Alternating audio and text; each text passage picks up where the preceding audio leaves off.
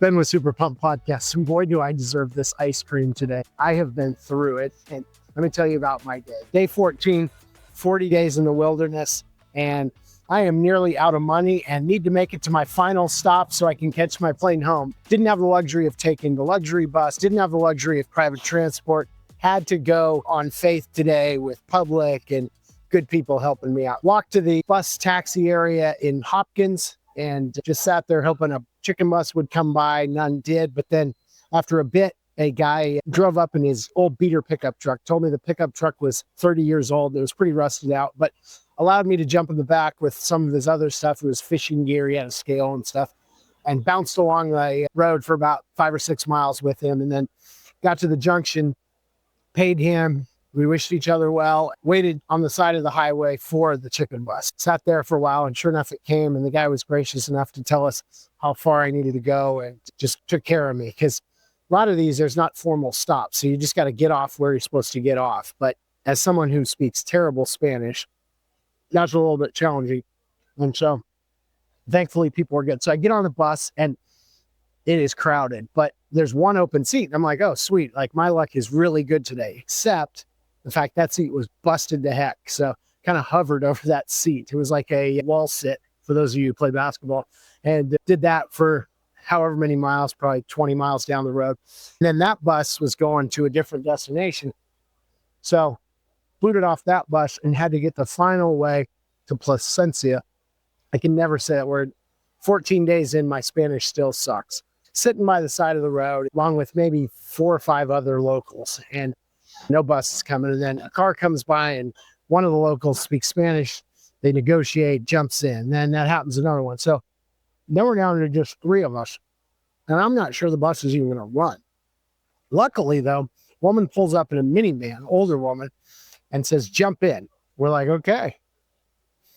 So we jump in, and I'm excited because that's going to get us to our destination. The bonus was she starts telling me all these crazy stories, how she went to the U.S. and at 16 lived in Staten Island and fell in love, got married, had 5 kids.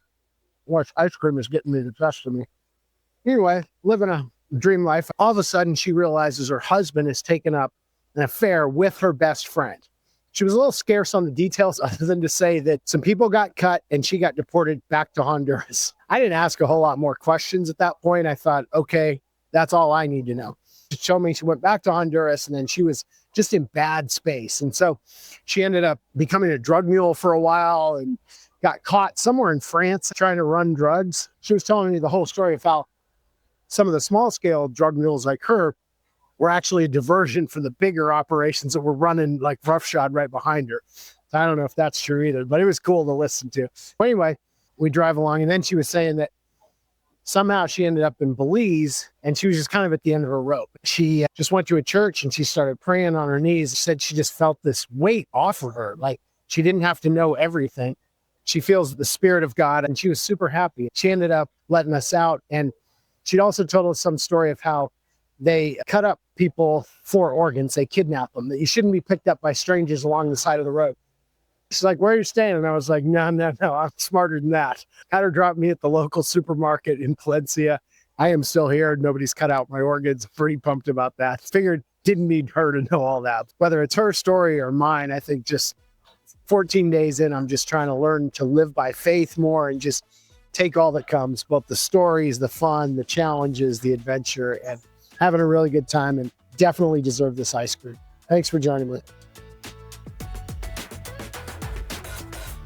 If you've ever dreamed of pressing pause and rediscovering what makes your heart sing, I invite you to follow along on our YouTube channel or on SuperPumped Life on Spotify or Apple Podcasts. I'll be posting every day, not only a podcast, but updates, stories, bonus coverage, and reflections through this Super Pumped adventure. If you're one of our awesome audio-only listeners, I would encourage you to go over to YouTube to see the incredible video footage of all that is going on in this 40-day Super Pumped adventure in the wilderness. Thanks for joining me today, and I will see you tomorrow.